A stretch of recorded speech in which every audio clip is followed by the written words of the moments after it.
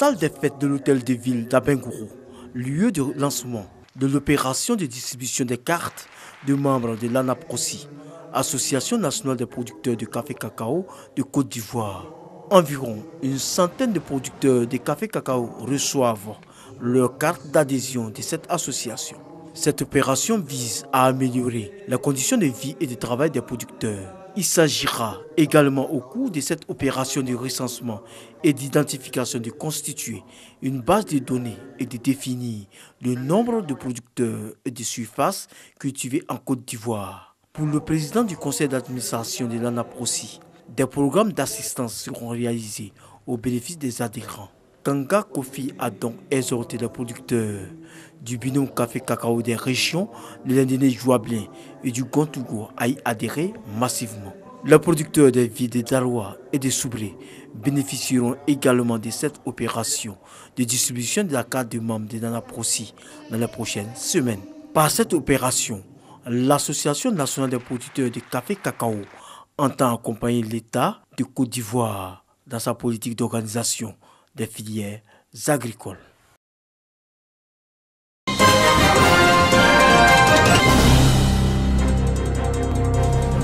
Le Shoot au sida du cacao.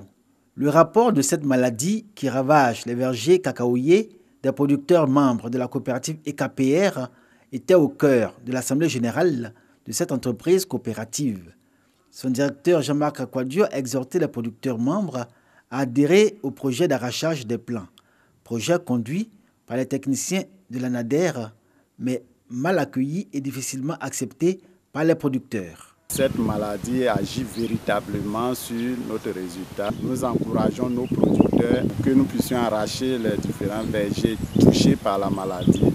La maladie du cacao a eu un effet néfaste sur la production de la coopérative EKPR en termes de fèves commercialisées. 53 millions de francs CFA de bénéfices réalisés pour la campagne 2017 contre 60 millions en 2016. Selon le responsable des organisations professionnelles agricoles de l'ANADER, toute la zone de production d'Upuyo est touchée par le Shoot. Et de toute la région du Nawa, la sous-ouverture d'Upuyo est la plus infestée. Modeste Kouakou rappelle aux producteurs que s'ils refusent d'adhérer aux mesures prises par le gouvernement dans la lutte contre le Shoot, ils devront en subir les conséquences. Nous sommes encore dans la phase de sensibilisation. Après la sensibilisation, nous serons obligés de passer à la phase de la répression et d'arrachage obligatoire parce qu'il n'y a pas d'autre solution, d'autre alternative que d'arracher les pieds et les cacaoyers atteints de la maladie. L'arrachage des plants infectés est pour l'heure l'unique solution contre le pourrissement des vergers de cacao. Le sous-préfet de Poyo, David Ncho, a invité les producteurs à savoir raison garder par le choix du moindre mal que constitue l'arrachage des plants touchés par le Shoot. Le sous-préfet indique par ailleurs que la campagne de lutte contre la maladie du cacao va bientôt entrer dans sa phase répressive. 5000 hectares de plants de cacao seront arrachés dans la zone de production de la région de la Nawa.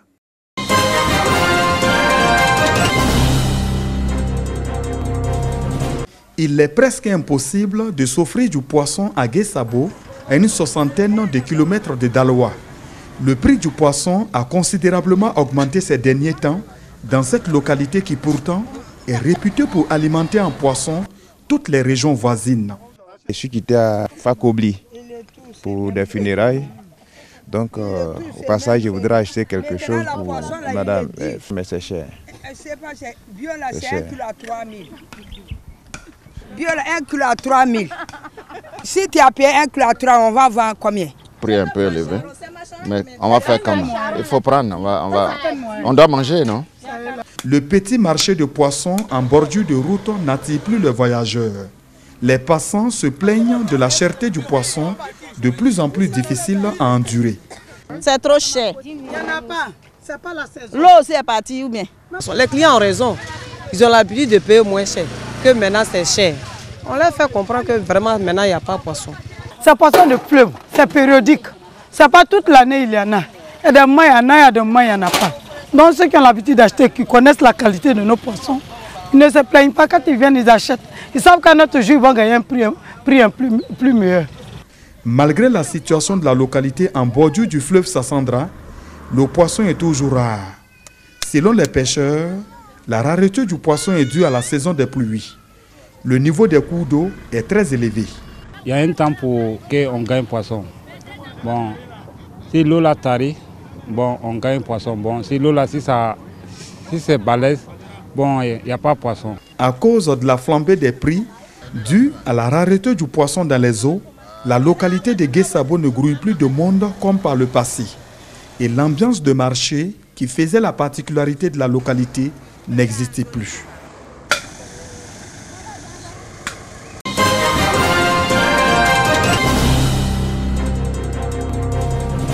« 150 personnes dépistées gratuitement du cancer du col de l'utérus, de la prostate, de l'hypertension artérielle et de bien d'autres maladies.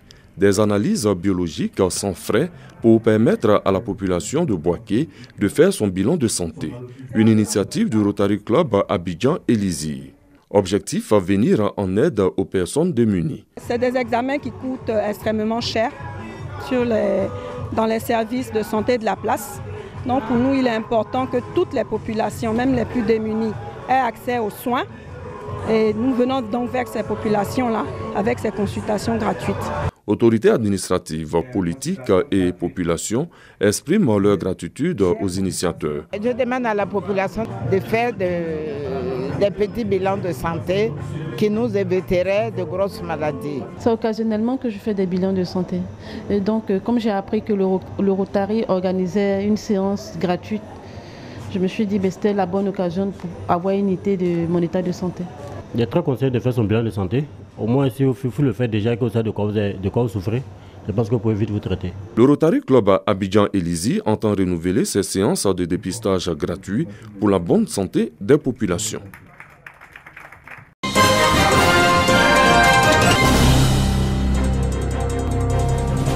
Et ces élèves ne s'asseyeront plus sur ces vieux tables bancs à 3 ou à 4. Et cela grâce au port autonome de San Pedro qui vient de démontrer une fois de plus son engagement aux côtés du ministère de l'Éducation nationale pour une école de qualité. 45 tables bancs, des bureaux pour l'administration et des chaises pour les enseignants ont été remis à l'EPP Lac 1. Depuis la création de cette école, c'est la première fois que nous recevons un tel matériel d'envergure. L'école primaire publique Lac 1 a été construite en 1978. En plus du mobilier scolaire qui est vieillissant, les plafonds sont tombés et les murs délabrés. Nous avons pris l'engagement, avec l'autorisation de notre ministre de tutelle, M. Amadou Koné, de faire en sorte que cette école soit réhabilitée. Le préfet des régions, Koulibaly Ousmane, salue l'engagement du port autonome de San Pedro. Notre appel a été entendu. Vous savez, c'est l'un des soucis du chef de l'État qui a voulu que l'école soit une obligation pour nos enfants. C'est avec ces pas de danse que les élèves de l'EPP Lac 1 remercient leurs donateurs qui leur permettent d'étudier dans de bonnes conditions.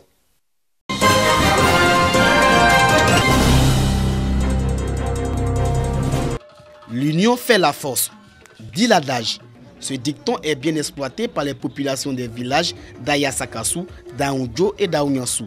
Ces trois agglomérations de la sous-préfecture de Sakassou ont décidé de s'unir pour mieux affronter les défis du développement. Pour une synergie d'action de développement, les filles et fils de ces villages ont mis en place une mutuelle. La mutuelle de développement économique et social dénommée les 3A. À l'actif de cet outil de développement, plusieurs réalisations. Construction des centres de santé, d'écoles primaires, de pompes villageoises, d'organisation des femmes et des jeunes en coopérative. Les populations de ces trois villages se sont retrouvées au cours d'une cérémonie dédiée au développement.